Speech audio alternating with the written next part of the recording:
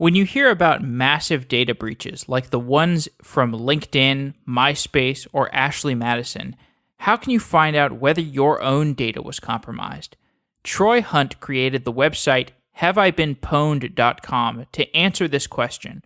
When a major data breach occurs, Troy acquires a copy of the stolen data and provides a safe way for individuals to check if their credentials have been stolen. Troy is an expert on data breaches, and he works as a regional director at Microsoft. Our conversation explores passwords, IoT security, Stuxnet, and the dark, bizarre world of data breaches. It's a really fascinating conversation. I enjoyed it a lot. Before we get to this episode, a few quick announcements. If you're interested in advertising on Software Engineering Daily, send me an email, jeff@softwareengineeringdaily.com. There are more than 14,000 engineers that listen to Software Engineering Daily on a regular basis, so it's a great place to get your product out into the ears of developers or to advertise available jobs that you might have at your company. Also, if you're an engineer that's looking for an open source project to work on, check out Software Daily at softwaredaily.com. This is an open source news and information site about software. It's being led by Jeff Tribble, a member of the Software Engineering Daily community. You can also check out softwareengineeringdaily.com, which is the website for this podcast. You can find links to the Slack channel, my Twitter account, my email. You can find a link to sign up for our newsletter, Software Weekly. And with that, let's get to today's episode.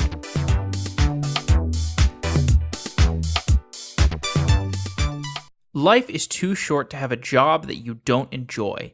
If you don't like your job, go to hired.com/sedaily. Hired makes finding a new job enjoyable, and Hired will connect you with a talent advocate that will walk you through the process of finding a better job. It's like a personal concierge for finding a job. Maybe you want more flexible hours or more money or remote work. Maybe you want to work at Facebook or Uber or Stripe or some of the other top companies that are desperately looking for engineers on Hired. You deserve a job that you enjoy because you're someone who spends their spare time listening to a software engineering podcast. Clearly, you're passionate about software, so it's definitely possible to find a job that you enjoy. Check out hired.com/sedaily to get a special offer for Software Engineering Daily listeners. A $1,000 signing bonus from Hired when you find that great job that gives you respect and salary that you deserve as a great engineer. I love Hired because it puts more power in the hands of engineers. Go to hired.com/sedaily to get advantage of that special offer. And thanks to Hired for being a continued long-time sponsor of Software Engineering Daily.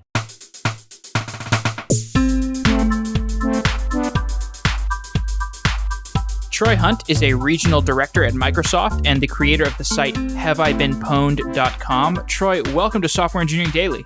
Hey, thanks for having me. Have I Been Pwned is a website that allows users to check if their email or their username has been compromised in a data breach. Tell me the story behind starting this project. So going back to 2013, I was doing a bunch of data analysis on breaches, looking at things like common trends across incidents. So do we have the same people in multiple incidents with, say, the same password? Or another good example is something like the Adobe data breach, which has password hints. Does that actually disclose the password itself, which may then be reflected in other breaches as well? And at that time, I thought, wow, it's really interesting that we keep seeing the same people over and over again. You know, you get this one identity in multiple incidents. I wonder if it would be interesting for people to actually have this service where they can go and search and see their exposure. And Adobe, this 152 million record breach in 2013 was really the catalyst for that. Can you explain where you got the data from the Adobe breach and what put you in the situation where you were doing this type of research? Yeah, easy. The data was everywhere. So in certain incidents, an incident like Adobe or more recently an incident like Ashley Madison last year, the data gets redistributed really, really broadly. So often it's torrented, so it's out there, it's redistributed peer-to-peer. There's no sort of putting the genie back in the bottle, if you like, and it can be really, really easy to come by large amounts of information like that. So it's on like Tor sites, I guess Pastebin, other public-facing sites like that. Well, I mean, obviously, if it's peer-to-peer, it's being redistributed between clients, but there'll be links to the torrents on places like Pastebin. It'll be redistributed via Twitter. Look, I mean, how do links get redistributed, right? There are plenty of different places they pop up. Fair enough. Okay, so let's talk a little bit about Have I Been Pwned. Can you explain what the site is for people who don't know? Yeah, look, it's really just a data breach aggregation service. So there are, at the moment, I think there's about 120-something data breaches in the site. So, Adobe, which we just mentioned, is one of them. LinkedIn got breached. MySpace got breached. When these incidents occur and this data does become broadly distributed, I obtain the data, I load it into the site, and then you go to the site, you enter your email address, and it says, hey, you appeared in this incident or that incident. You probably want to go and change your passwords and all the rest of it. And just as a precaution as well, I make sure that sites that are particularly sensitive, so something like Ashley Madison, which can have life-changing impacts on the people who are in that data breach, are not publicly searchable. So you have to go and verify your identity, and then you get a link to your email address and you can see your exposure. So there's always this little bit of a challenge for me as well about how do we balance out the usability of the service and lower the barrier to entry, but also make sure that we respect people's privacy and not sort of put people in a position that could jeopardize them. So if I search for my email address, softwareengineeringdaily@gmail.com, it will turn up that my account has been breached on LinkedIn, but my Ashley Madison account will remain private unless I verify my identity through the service. Hypothetically, if you had an Ashley Madison account, yeah, it'd do exactly that. Yes, hypothetically indeed. So these big breaches, like companies from Adobe to LinkedIn to MySpace, how do these companies typically get breached? Well, look, there's not sort of, I guess, one way that is always the attack vector, if you like. But typically, we will see risks such as SQL injection. So this is a really well-known, really well-established risk that's been very comprehensively documented for a couple of decades now. Yet we see time and time and time again SQL injection flaws in software, either bespoke software that an organization has built for their own specific business purpose, or we see it consistently in products off the shelf. So we particularly see it in cheap or free forum products. And the problem then is that someone goes out and they get themselves one of these forum products, stand it up on their site, start collecting user data, and then they just leave it. And they never update it when there's any sort of a security patch or other update that they should have in order to protect their security. So SQL injection is a really, really common one. Other times we might see anything from default credentials on an FTP server through to open FTP, through to insider threats, where we might have someone inside the organization that walks out metaphorically with the data. So SQL injection, many people probably have heard that term but may not know exactly what it is. Can you explain what a SQL injection means? Yeah, I'll give you a really good sort of simple example. So you go to a website and in the query string of the URL, you see something like ID equals 1. Now, underneath that somewhere in the code, the developer has said, okay, well, when someone goes to this website and they say, widgets, question mark, ID equals 1, I'm going to now construct a query which says something like select star from widgets where ID equals 1. And that 1 is going to come out of the query string, and we're going to build that up in our SQL query. And the problem with SQL injection is what tends to happen is in the code somewhere there is a string somewhere which is defined as something like select star from widget where ID equals. And then they go, okay, so when this code executes, we're going to use that string. And then we're going to concatenate onto the end of that string the ID out of the query string. And this kind of makes sense in the context of, well, look, it's a data-driven website. We're just going to get this piece of information, whack it on the end of the string. The problem is that if they're not actually validating that input and an attacker changes one to something else. So imagine that they have one and then they put, say, a semicolon to close off the statement, and then they say drop table widgets, right? So now you got two statements. And that's sort of a really simplistic view of it, but that would execute this arbitrary piece of SQL.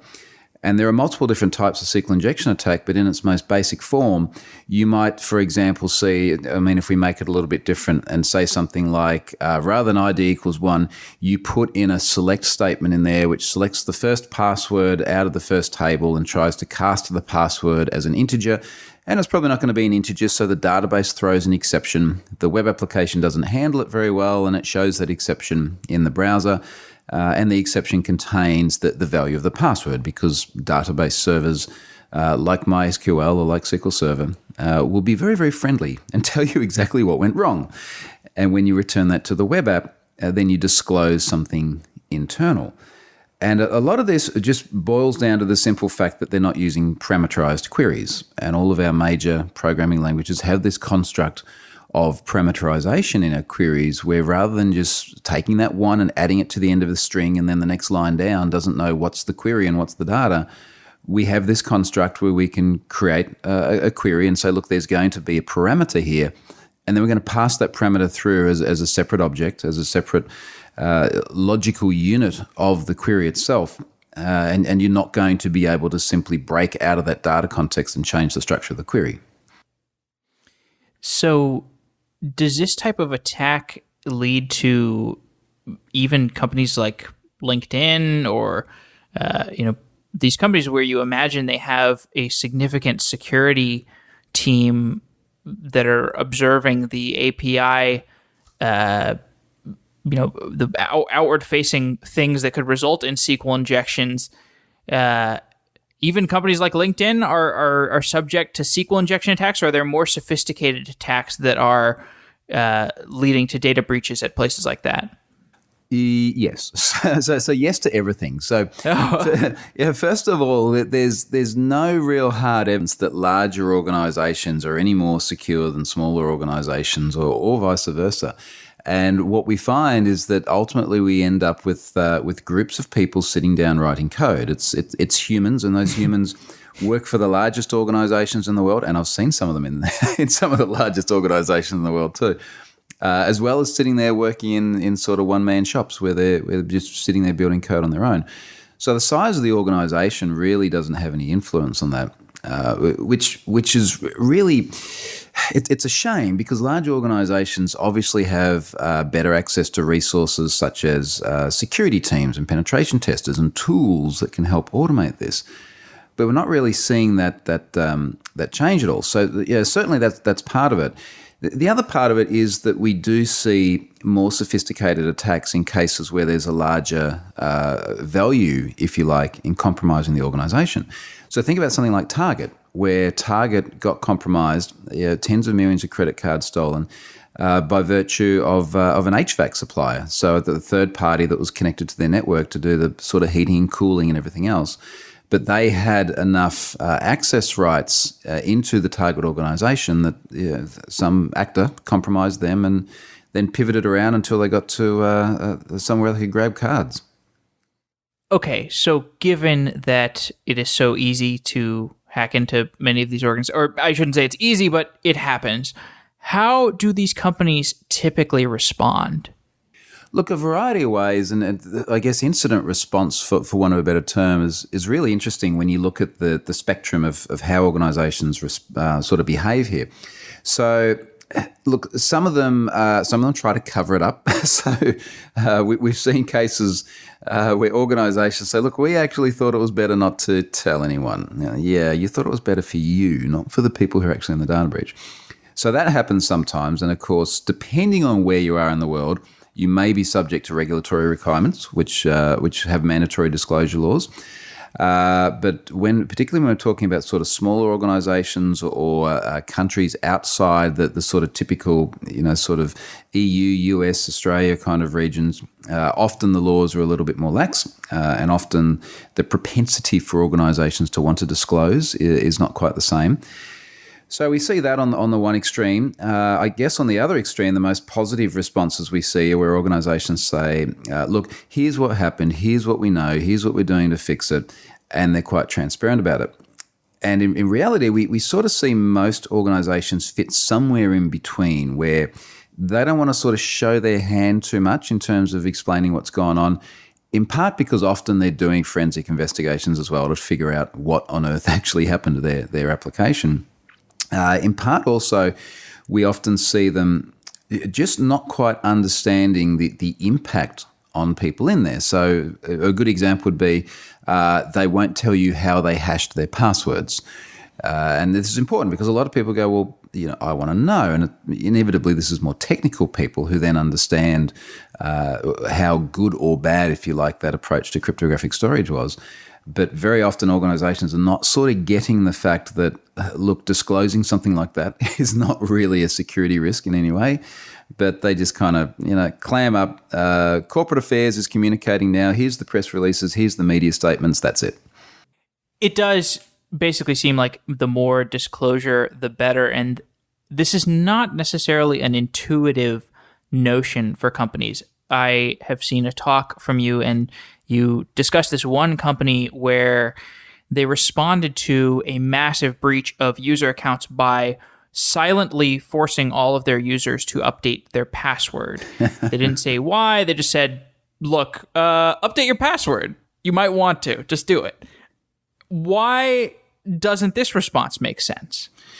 To be honest, this was one of the worst responses. And look, if you Google around, you'll but find well-intentioned. It was well-intentioned. No, you know what? I don't think it was. I really don't think it was. I think it wasn't. Okay. I think this was just an outright ass-covering exercise.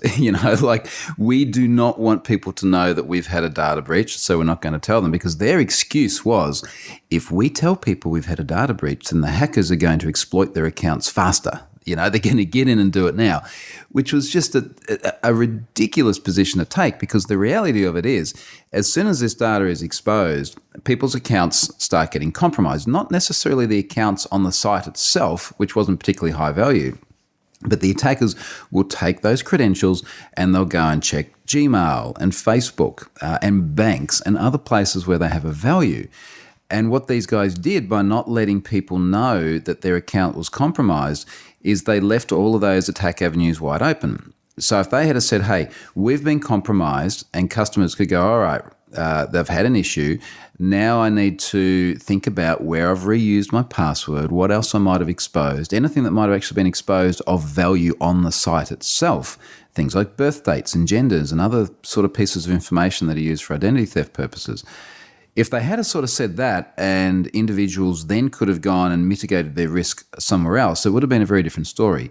But in this case, I'm without a shadow of a doubt convinced they were just trying to look after themselves and not the customers. You've mentioned that the public perception of what a hacker is, who a hacker is, maybe like a guy in a hoodie or somebody from Anonymous, these perceptions may not be correct in most cases. How does the perception of what a hacker is differ from the reality? It's interesting. So I've got this, I'm doing a talk next week where I've got a Google Images search, and it's just a search for hacker. And go and do this at home, folks, so it's kind of funny, right? So you go and search for hacker, and all the images that come back are like hoodies and green screen and Guy Fawkes masks and binary and stuff flying all over the screen. And this is the perception we get. And the reality of it is often very different. And there was a really interesting case in the UK last year where they had a very large telco, TalkTalk, got hacked. And after they got hacked, there was this statement in the press where this detective says, we've looked at this very, very serious cybercrime incident. We think it was Russian Islamic cyber jihadis. And first of all, in terms of scaring people, like that is a really, really scary title. So clearly they're sort of trying to set the tone of how dark and sinister this is. And then as it all came out in the wash in the following days and weeks, it emerged that it was actually a 15-year-old kid who you assume is in his bedroom, because where else are you going to be, right, when you're a 15-year-old kid hacking stuff? And then there was a couple of 16-year-old kids. And it was just, this was the reality. It was children breaking into stuff. And children are really effective at breaking into stuff because they're curious, they've got time on their hands, they don't really have a sense of social consequence, and they can go and download free tools like SQL Map, and then SQL Map can just go through and rip a site to pieces. They just put in the URL, they say go, all the data comes out, and that's it. In fact, in that talk I'm doing next week, I am going to. This is a scoop. No one else knows this yet.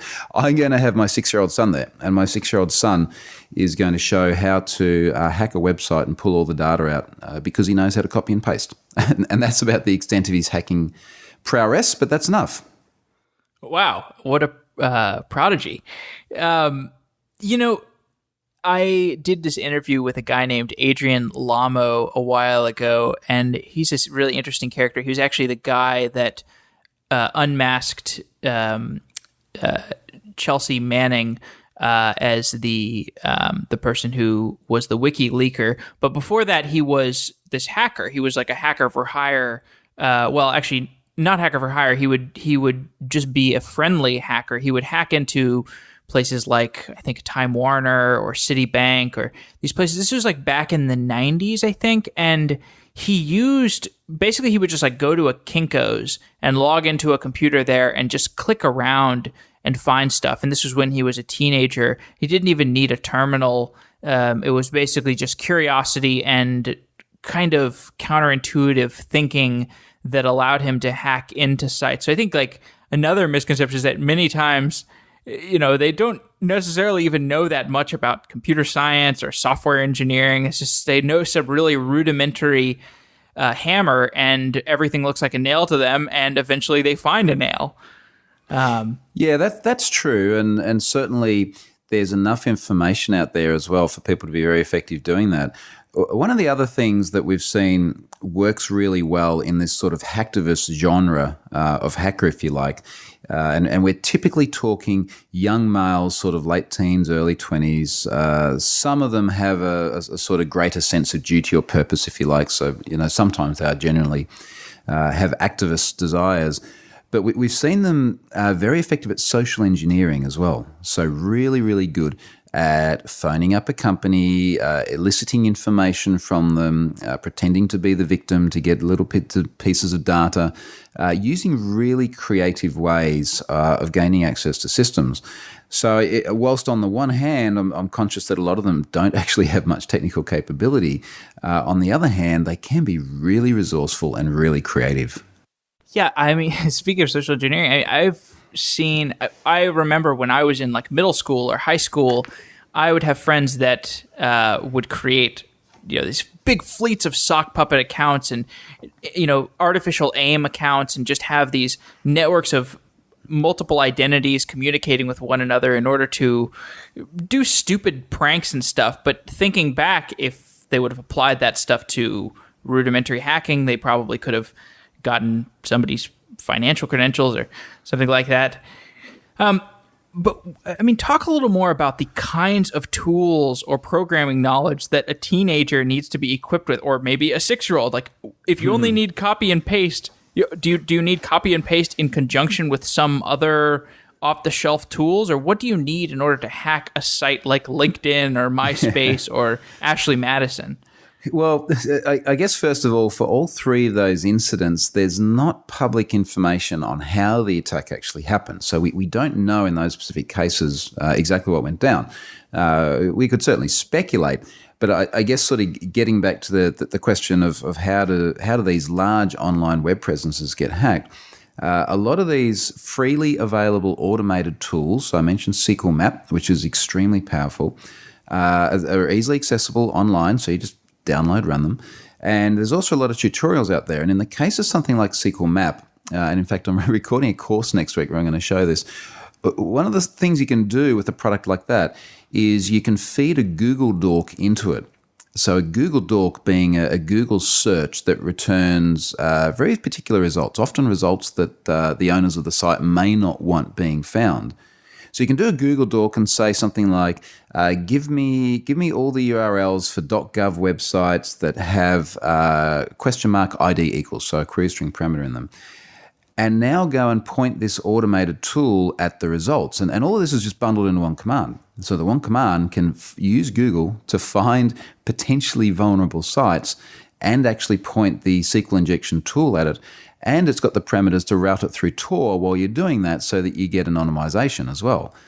And once you sort of tie all these things together, suddenly it's one command that's very easy to prepare, that's easy to find on the internet, because there's plenty of people that have done tutorials on this, and you set it going, and that's it. You know, you go outside and play.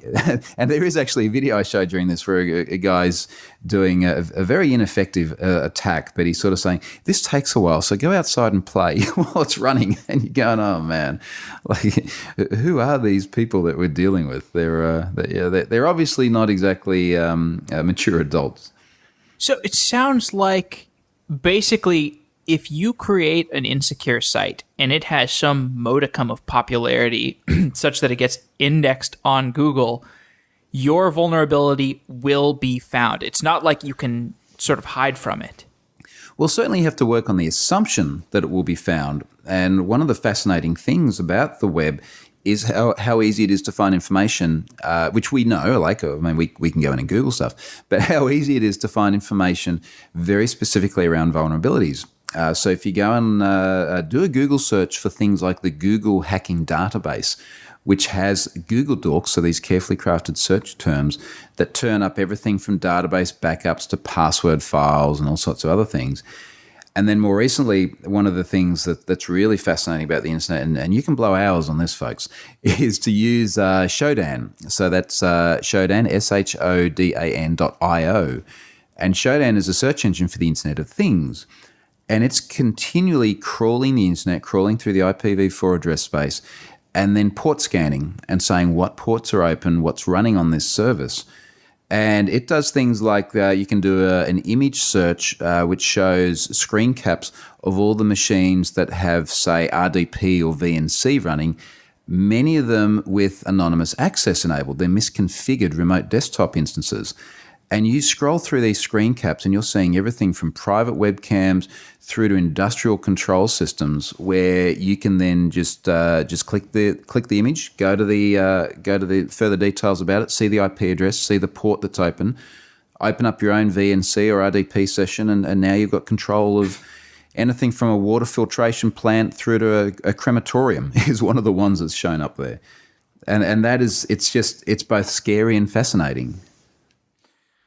Wow. Okay. So I do want to get to the Internet of Things a little bit later, but talking more about these regular old hacks where I'm a hacker and I acquire a payload of usernames and passwords, is there a straightforward way to convert that payload to money?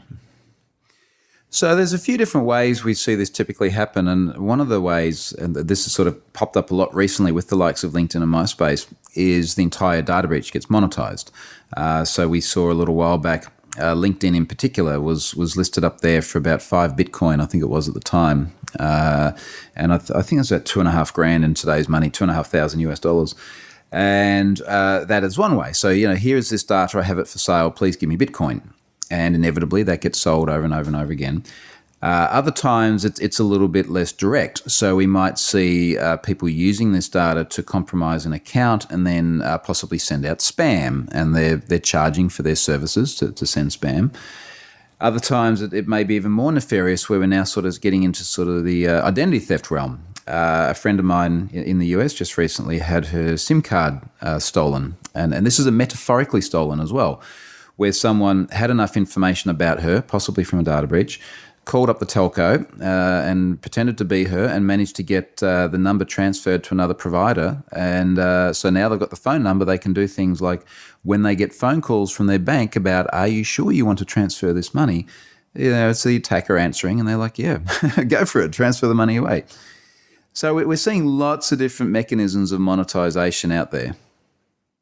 Wow, okay. So the story of the phone makes me wonder.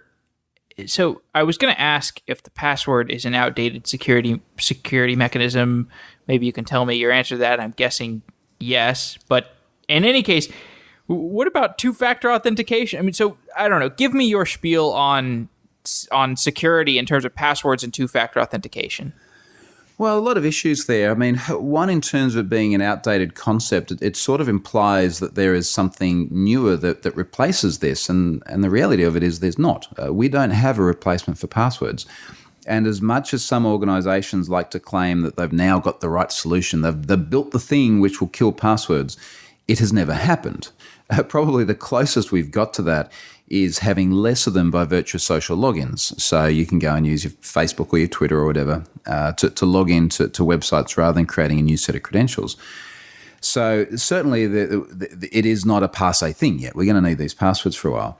Multi-step verification or two-factor, depending on how you look at it, is a really big thing in terms of the security controls that it gives you above and beyond a password.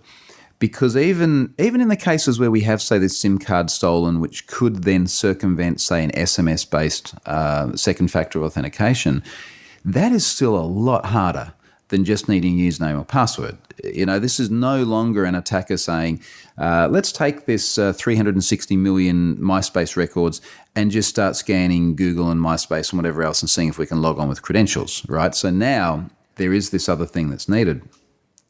But what we're seeing there is that as multi-step verification becomes more popular, there are more attacks against it. So even just within the last week, NIST came out and said, look, we really need to be moving away from SMS-based multi-step verification. You know, we need to be moving to things like, say, Authy, where you have a soft token on your device. So this is sort of a continually rapidly evolving landscape. And at the moment, the best thing we can do is use strong, unique passwords, which is a really old line, but it's kind of true, and use multi-step where it's available. And on that former point as well, so on those long, strong passwords, you're not going to be able to memorize these. And everyone that says, I can memorize every single password I use on every single site, and it's genuinely random and it's long and strong, they're either lying or they're Rain Man, right? It's one of the two. So we still need things like password managers. So we need LastPass or 1Password or these sort of products which allow you to have one strong, unique password no one else knows, and then an encrypted keychain that everything else sits in.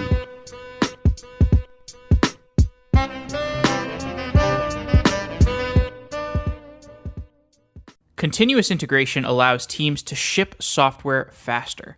SnapCI is a continuous integration tool built by Thoughtworks, and you can go to snap.ci/softwareengineeringdaily to find out more. Snap knows all about your Git branches and integrates seamlessly with GitHub. Snap can run your tests in parallel for fast feedback, and Snap allows you to model your build as a sequence of stages, from the fastest tests to the more comprehensive ones. Configure some of your stages to be automatic and some to be manual, in case you want to have more control over your deployment.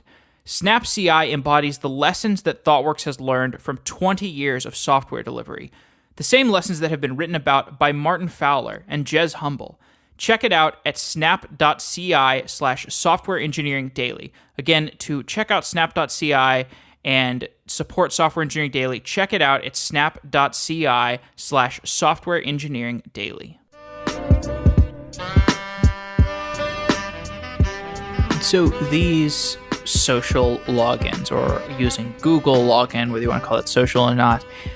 So I actually have a kind of a treatise where I believe this is actually a reason to let these companies track your location and track your different things on a more regular basis, because when you're attempting a login to Facebook or Google, they are checking your login against an ensemble of different things, including your location data. Do you think that's a reasonable argument?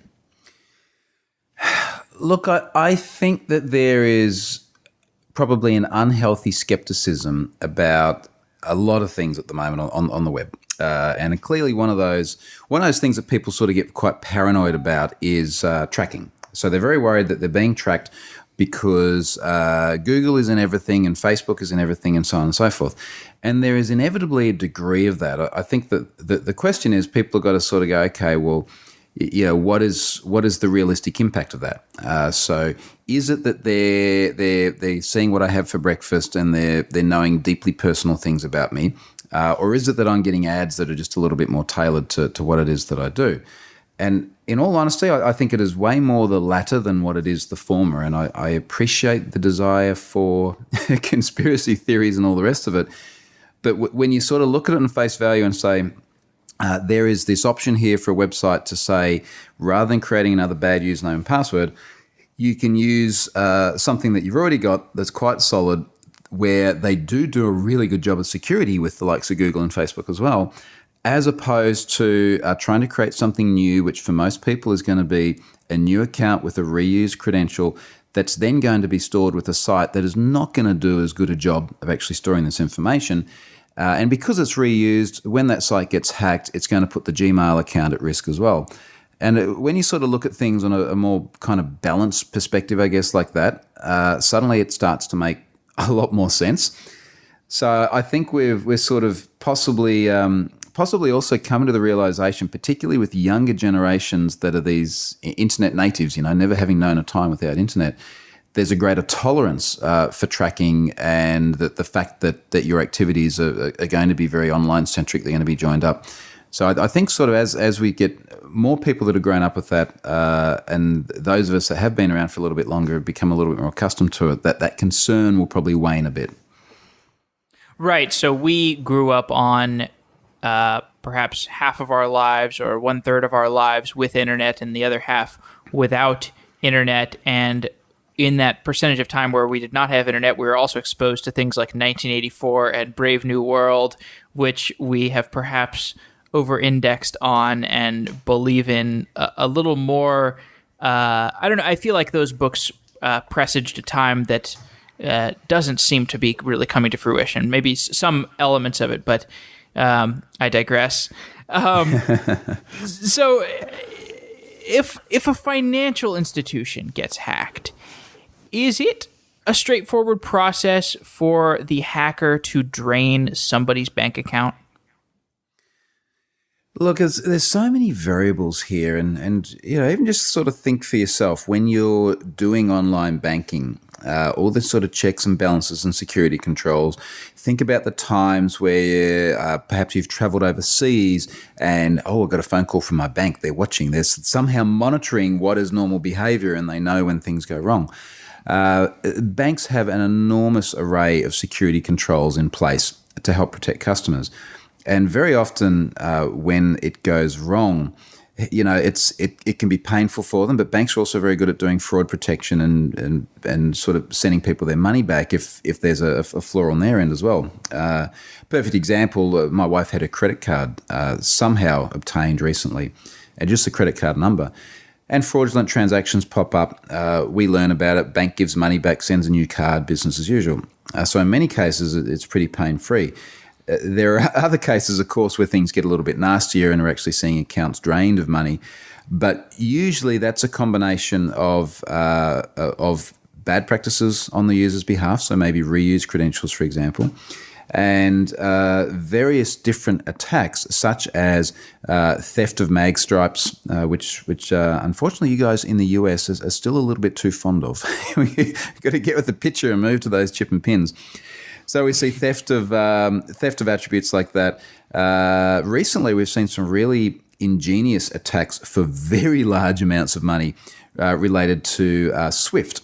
So this banking system that allows the interchange of money across countries, and we've seen attacks in the tens of millions of dollars sometimes, which is at those numbers more against the banks themselves than the individuals. But it just sort of goes to show that there is always going to be people out there that have the creativeness and the capability to work out ways to extract money. Yeah, those Magstripe attacks, I've seen these things where basically a hacker walks into a convenience store or a supermarket and installs a Magstripe copier reader thingy on top of the pre-existing payment thing. So like the place where you swipe your credit card, they plop an additional device on top of it and nobody notices. which is just crazy. Yeah, skimmers. So skimmers are, right. they're, look, I mean, I was going to say impressive. Maybe impressive is not the right word, but look, you know what I mean? From a pure engineering perspective, you look at it and go, that's pretty clever. That's very, very smart, because they're often obviously capturing the digital data that's on the cards, but then they might combine that with things like secreted cameras in order to capture the PIN that's being entered on the card as well. And some of them are enormously effective, and banks have anti-skimming devices that are normally physical controls, so devices that, for example, make it difficult to fit a skimmer over the top of it. And attackers just go, okay, well, you just move the bar, so now we're going to raise up that level, and we're going to create a more advanced skimmer. Just a few weeks ago, actually, there was a really interesting one, and I think it was somewhere in Italy. And this person's using their phone, and they're saying, "Look, I just discovered this. Have a look at this." And they're in this like really busy piazza or something, and they walk over to the ATM, and it looks like a normal ATM, and they grab the slot where you put the card in, and they jiggle it until it pops off.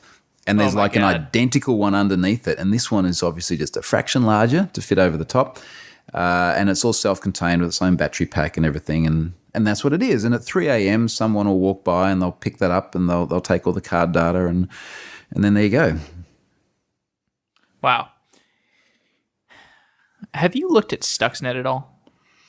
So that Stuxnet is a really interesting one, and I guess for people listening, if they're not aware of the background there, this was malicious software discovered, it must have been about 2011, which ultimately transpired to be software which was designed to impact industrial control systems running nuclear uranium enrichment centrifuges in Iran. And the popular sentiment is that it's likely Israeli-US combined attack, which was designed to make the centrifuges spin at speeds they weren't meant to, which was detrimenting Iran's nuclear capabilities. And that was really, really heavy duty, full on what we would call cyber war, for want of a better term, where it is nation states using digital exploits against another nation state, which is, it's probably not unprecedented, because there's certainly been digital warfare in that regard, but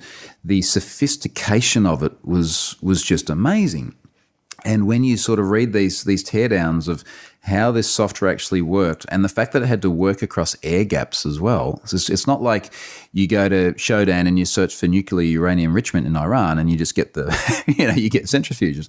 They had to get this on site into premises which were not connected through to the web, which would involve all sorts of other social engineering tricks and other mechanisms in order to distribute a payload to systems that they couldn't otherwise talk directly to. And that is it is fascinating, and it's also kind of scary as a bit of an insight into where we're going to be heading with this sort of thing in the future too. Yeah, and there was this movie that came out recently. I encourage listeners to check it out. I don't often recommend movies on this podcast, but it's a movie called 0 Days that's about this Stuxnet fiasco stuff. And one of the premises of the movie is that Stuxnet laid this foundation for cyber war, this recipe for cyber criminals or rogue nations to follow. And the idea is basically, if you can find 3 or 4 0 days and coordinate them, and you have a giant software team, you too can execute a feat on par with Stuxnet. And I was watching this and I was like, I mean, I guess that's true, but the way that they presented it was fairly alarmist. And I felt like, actually, watching the movie, I actually felt more secure than my perception before I knew more about Stuxnet. Because when I heard about Stuxnet, I was like, oh my God, they're hacking the centrifuges, they're blowing up stuff in real life. But when I actually saw the movie and I realized how much engineering had to go into it, I realized, actually, this is about as hard to do as like creating a successful startup. I mean, does that seem accurate to you, or does it seem like actually, or did you get the perception that our systems really are that much more vulnerable? Maybe you don't need 3 0 days and a huge team of NSA genius hackers. I would really like to think that hacking a nuclear power plant is much harder than a startup. Simply because there are quite a number of startups out there that have done quite well. That's true. There's a lot that fail, but I would hate to think that there are that many nuclear power plants being hacked. Look, it depends on the level that you're looking at. And when we're talking about something like Stuxnet and we're talking about state-sponsored hacking with huge budgets. The NSA's got $11 or $12 billion a year worth of budget, for example, which is a lot of money. That kind of level of sophistication is massive. And I sort of feel quite comfortable in one regard that, look, it's not 15-year-old kids sitting at home doing that. Yet, on the other hand, having full recognition that there are nation states that aren't always friendly to the likes of the US and Australia that are developing these capabilities. But that is really an extreme end of the security space. And back at the other end, you're back at the 15-year-old kids hacking into multinationals who've just done a bad job of protecting their assets. And when you look at that level and you look at how bad so much security is online, and I mean, I see stuff every single day where I just shake my head and go, what were you thinking? I've got endless material on this. That sort of scares me a little bit more because I know how bad just so much of the web really is at the moment. Okay, well, let's segue into IoT because one thing that happens in this Stuxnet movie where they're talking about Stuxnet, it's really interesting, is the Stuxnet virus. What it does is it records the data that the centrifuges are giving off when they are acting normally. And it actually records that data and then replays it while the virus is screwing up the centrifuges themselves. So it's this that is actually something that totally terrified me because I realized, wow, that is a recipe that you could apply to all kinds of IoT hacking in circumstances that are not air-gapped, like the type of circumstances that you described earlier with IoT. And that just made me think, like, oh my God, these IoT systems are a disaster waiting to happen, or maybe they're not. I mean, tell me what your impression is of how secure the IoT systems that are in place today are. What are the big challenges for securing the oncoming IoT bright future? Well, the reality of it is often they're pretty bad. And I'll give you a couple of examples of that. One of them I was involved in earlier this year. In fact, I was running a security class in Norway. And part of what I do in these workshops is we look at how you can inspect the way that your mobile phone is talking to services. And one of the guys in my class, he was obviously a bit inspired because he went back to his hotel room and he's pulled out the app to control features of his Nissan Leaf. So the Nissan Leaf is this little electronic vehicle, very popular in places like Norway. And he uses that to turn on his heater before he gets in the car, pull his trip history, check his battery status, stuff like this. And what he found is that the only means of authentication and then identification of which vehicle to talk to was the VIN number. And the VIN number is first of all the thing that is printed in the windscreen outwardly facing of the vehicle. And second of all, it's the thing that you can really, really easily enumerate. So you can just keep incrementing by one and then you get another vehicle every now and then. Oh, my God. So he discovered this. And he came into the class the next day and he was pretty excited. And we kind of went through and dissected it and went, yep, this is actually the case.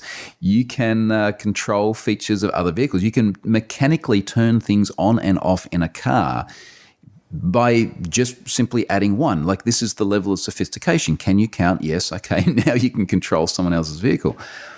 And that's a really good example of just how bad it can be in terms of the ease of finding risks and also the ease of exploiting them. And then off the back of that, what sort of made the whole thing worse was we couldn't get Nissan to do anything about it. So I was talking to them very, very early on. I think I emailed them the next day. I spoke to them the week after, explained exactly what it was. And a month later, they hadn't done anything. So very often you find that these organizations are just reticent to actually act on some of these risks as well. They didn't think it was a big problem. Once it was all over the news headlines, well, then they thought it was a big problem and they disabled the service. But it just sort of goes to show as well how little importance many organizations put on security, not just at the point where they're building the systems and they should be thinking about it proactively, but even once they know something is wrong. Well, these industrial companies are becoming technology companies. They have to. And there's all this pain and friction associated with that. We actually had a full episode about car hacking a while ago, and that was another terrifying one. So obviously VIN number is not the way to authenticate yourself into a car.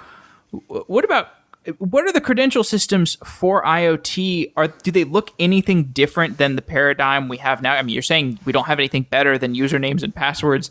Is that what we have when we're controlling our assembly line or our printing press or whatever we're controlling with the Internet of Things? Well, look, you've got more options available when you're talking about physical devices as well. I mean, you could be doing things like issuing certificates, and you've got to have this certificate on the device. Otherwise the connection won't be made. But let's just remember where the bar is as well. And the stuff that's getting exploited and things like the Nissan case, it wasn't that there was weak authentication or bad password choice. There was no authentication. That is where the bar is. Right? So we've got to get to the point where people are saying, hang on a second, like this thing that I'm connecting to the internet, be that a kettle where there's been vulnerabilities, the car's had vulnerabilities, or even a toilet where we've seen vulnerabilities, all of these things that are simply client devices talking over the web. And in that regard, it's no different to what we had 20 years ago when it was browsers talking over HTTP in particular mechanisms or particular protocols and expecting responses in a particular style. And now all we've got is you've got cases where, look, it is a mobile phone with a rich client app. It's making HTTP or HTTPS requests and it's getting JSON back. And, you know, the security profile of that is really no different to I'm here with the browser clicking around on links. And what we've got to remember is that all of that communication from those devices is easy to discover, it's easy to manipulate, and people will look at it. As we're nearing the end of our conversation, I want to talk a little more about data breaches because it is the topic that you are it is a topic you are an expert on. You obviously have I Been Pwned, which is your pet project, and how can organizations get better at handling data breaches? Do organizations need to be engaging more with the data breach ecosystem, or what are some techniques that a large organization should keep in mind to proactively be ready for data breaches? Well, one thing is exactly what you said, actually proactively be ready, because what tends to happen is a data breach always comes as a surprise, right? So no one is expecting to wake up and find their data all over Pastebin. But one of the things that's really important is do they actually have the resources available when that happens to act expeditiously and act responsibly? And even little things like, do you actually have the ability to email all your customers at the drop of a hat? Now, this could be tens or even hundreds of millions of people. And sending that many emails on a sort of emergency basis can actually be really hard. That's just one simple example. Of course, the other thing is actually having the ability to go through and dissect what has actually happened with this incident. So, can they go through and pull the relevant logs and pull the relevant history to try and understand what actually happened? Where did they come from? How do they get in? What do they do once they're in there? And it's interesting also to have a look at the way some organizations are evolving around, I think as you put it, engaging with this data breach ecosystem. So, for example, Amazon and several other very large players are actively obtaining data breaches, going through that and scanning that against their existing customer base. So Amazon has been sending emails, say, to people in the LinkedIn data breach saying, hey, you were in the LinkedIn data breach with the same credentials that you used on Amazon. As a precautionary measure, we've reset your password. Please go and set it again. And I find that really interesting because we're talking about mainstream, above-board companies actively going and obtaining hacked data, but in an effort to better protect their customers, which I think is usually a positive thing. I've seen it done in ways that I don't think is very positive as well. But that is a really interesting trend. Beautiful. What's been the impact of your website, Have I Been Pwned, on the data breach ecosystem? Look, it's interesting. It's probably had multiple impacts. I think the thing that kind of stands out most to me, though, is when a data breach does become broadly socialized and people know that it's happened, we do see that having downward pressure on the price of the data when it's being sold on black markets. And part of the reason for that is that the data is most valuable whilst people are still using the same credentials. So, if we think about sort of 0 hour after an attack where an attacker has this data, every username and password in there presently works on that site. A large proportion of them are going to work on other sites. That's really, really valuable. And then as time goes by, people start changing passwords, particularly once there's press about it, and it ends up on a site like Have I Been Pwned, it ends up in the news, and people go, oh, wow, such and such just got hacked. Wow, okay, I better change my password. Now the value of that account suddenly goes down. And when that happens en masse, the value of the overall data breach goes down as well. So I would, I sort of like the fact that giving it publicity in this way makes it harder for people to go and exploit the information and then inevitably makes it less valuable to them. Okay. You are teaching some courses on Pluralsight. To close off, I'd love to know what you are trying to accomplish with those courses. What are the things that you are trying to impart upon the viewers of your courses? Yeah, look, so I've got, a couple of dozen courses now on Pluralsight. And the real goal with most of these is particularly to try and help technology professionals understand how these risks work. So there are some very high-level courses, for example, which sort of say, look, this is the mechanics of a SQL injection attack. And it's consumable in small sort of bites of information at a high level. Others get very down into detail where it's like, okay, so you're an ASP.NET developer and you're building an application. This is what your code should look like. And more importantly, this is what vulnerable code looks like. And even more importantly, here's what it actually looks like to exploit it. And this is one of the things I really like imparting in people in my courses and in the workshops I run as well, where it's like, this is the way the attack actually happens. Here's how to do it. Now that you understand it, you're going to be a lot more invested in actually protecting your systems. And I think that's really important because very often we see people sort of say, I should be resilient to SQL injection, but never really kind of getting why it is such a big thing. And that's what I do a lot of in these events. Courses and events. Right. Okay, Troy. Well, thanks for your time. This has been a great conversation. I really enjoyed it, and I particularly enjoyed preparing for this episode because your videos are super entertaining. I love your site. It's a great public resource. So keep up the great work, and thanks for coming on the show. Awesome. Thank you very much for the invite. Thanks to Symphono for sponsoring Software Engineering Daily. Symphono is a custom engineering shop where senior engineers tackle big tech challenges while learning from each other. Check it out at symphono.com/sedaily. That's symphono.com/sedaily. Thanks again, Symphono. Wow.